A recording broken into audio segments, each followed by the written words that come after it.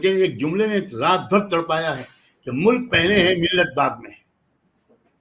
100% غلط ہے یہ بات. ملت پہلے ہے، ملت نے ہم کو ملک کی محبت سکھائی ہے. کہ یہ بات بالکل واضح رہنی چاہیے، ہم سب کے لیے قرآن پہلے ہے. تو آپ نے فرمایا ظالم کی مدد یہ ہے کہ اس کو ظلم سے روکو. تو ظلم سہتے رہنا یہ اسلام کی تعلیم نہیں ہے. قرآن مجید نے جن مشرکین کے بارے میں یہ کہا ہے کہ لَتَجِدَنَّ أَشَدَّ النَّاسِ عَدَاوَةً لِلَّذِينَ آمَنُوا الَّذِينَ أَشْرَكُوا، یہ مشرکین ہم وطن تھے یا یہ کوریا شمالی سے آئے تھے، یہ جاپان سے آئے تھے، یہ انگریز لوگ تھے؟ یہ کیا غیر قرآنی باتیں کہہ رہے ہیں علماء.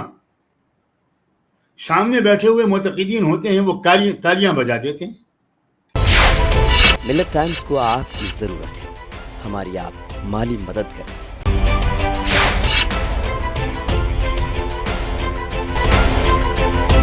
دیوبند کا جو اجلاس ہے میں اس پر صرف یہ تبصرہ کروں گا کہ ہے ادب شرط منہ نہ کھلواؤ.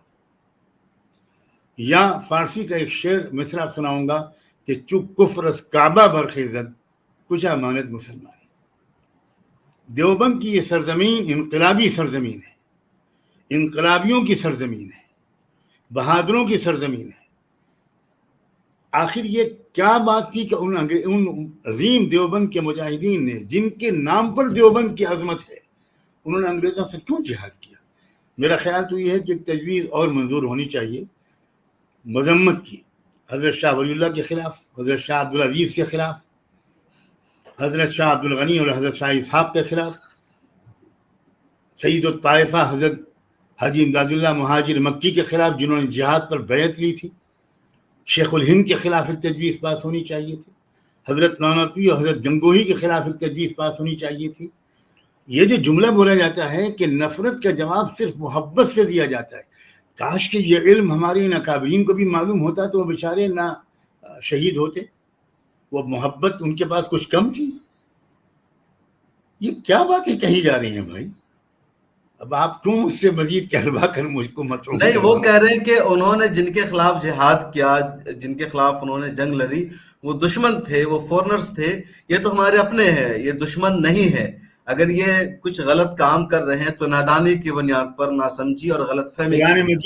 قرآن مجید نے جن مشرکین کے بارے میں یہ کہا ہے کہ لَتَجِدَنَّ أَشَدَّ النَّاسِ عَدَاوَةً لِلَّذِينَ آمَنُوا الَّذِينَ أَشْرَكُوا، یہ مشرکین ہم وطن تھے یا یہ کوریا شمالی سے آئے تھے، یہ جاپان سے آئے تھے، یہ انگریز لوگ تھے. یہ کیا غیر قرآنی باتیں کہہ رہے ہیں علماء. سامنے بیٹھے ہوئے معتقدین ہوتے ہیں، وہ تالیاں بجا دیتے ہیں.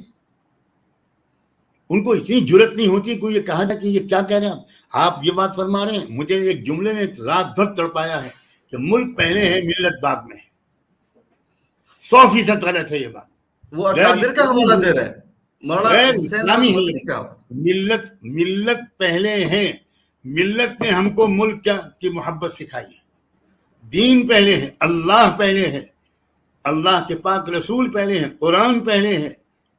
اس نے ہم کو سکھایا ہے کہ تم انسانیت کا احترام کرو، ہر انسان سے محبت کرو، اپنے وطن کی خاص طور پر خیال رکھو، اپنے پڑوسیوں کو میں سے کوئی بھوکا نہ سونے پائے.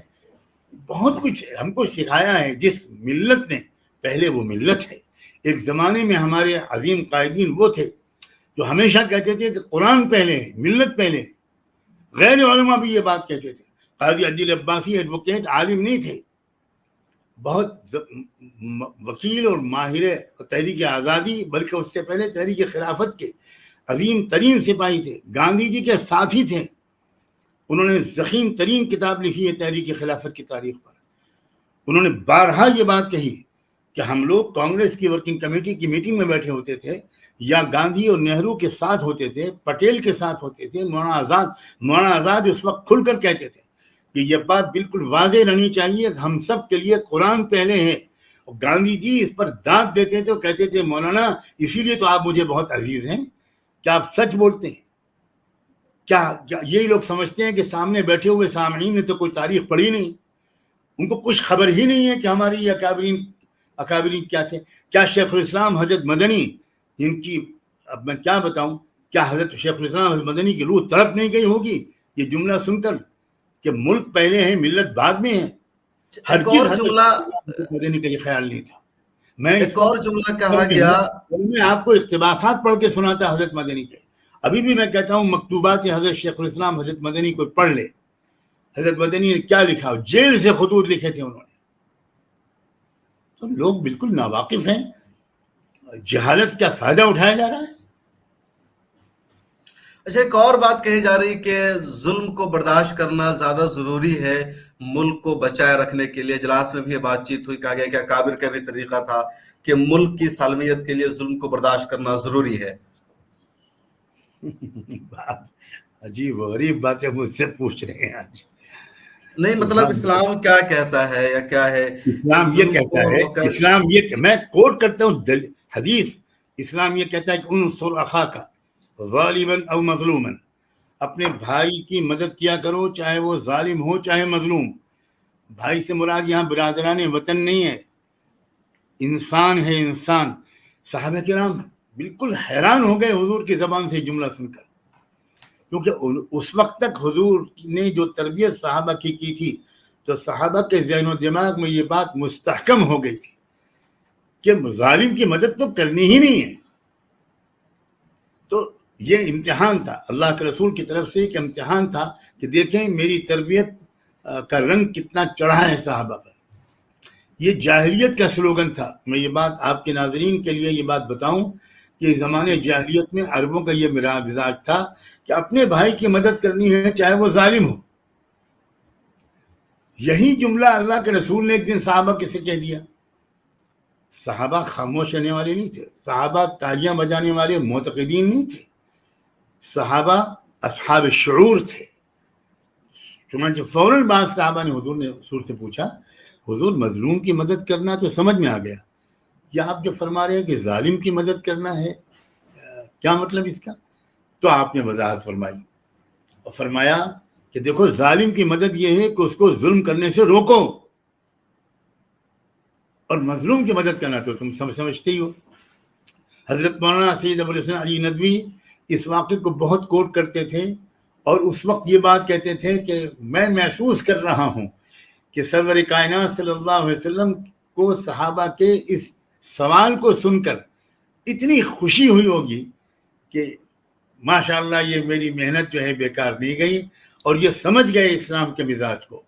اسی لیے انہوں نے ادب کو بالائے طاق رکھ کر فوراً سوال کر دیا کہ ظالم کی مدد ہم کیسے کر سکتے ہیں اللہ کے رسول؟ تو آپ نے فرمایا ظالم کی مدد یہ ہے کہ اس کو ظلم سے روکو. تو ظلم سہتے رہنا یہ اسلام کی تعلیم نہیں ہے.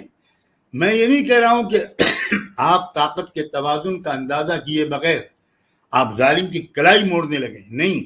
اس جمہوری نظام میں بہت آسان راستے ہیں ظلم کو روکنے کے, اپنی آواز کو بلند کرنے کے. نیشنل اور انٹرنیشنل اسٹیج پر اپنی آواز کو بلند کرنا آج جتنا آسان ہے اس سے پہلے کبھی نہیں تھا.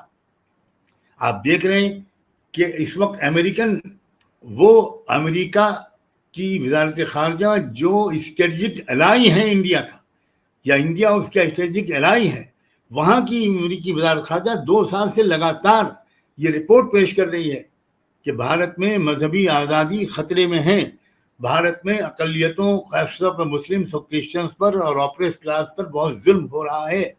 تو یہ پوری دنیا تک تو ہم یہ پیغام پہنچا سکتے ہیں. بھائی ہم یہ کب کہہ رہے ہیں کہ جا کر آپ بم مار دیجیے اور کوئی مسلح جدوجہد شروع کر دیجیے, لیکن یہ کہ اب ہم یہ کہیں کہ نہیں ہمارے ملک کے حالات تو بہت اچھے ہیں اور ظلم سہتے رہیے. بھائی میں تو اس سے اتفاق نہیں کر سکتا, اور میں بالکل نہیں سمجھتا کہ جو شخص بھی اسلام کو سمجھتا ہے اور وہ اسلام کا وفادار ہے وہ اس بات سے اتفاق کرے گا, سوائے اس کے کہ یہ کہا جائے حسن عقیدت اور حسن ظن کے سہارے کہ بھئی کوئی اور مفہوم تھا, کوئی اور ان کا مقصد تھا اور ہم نہ سمجھ لوگ سمجھ نہیں سکے.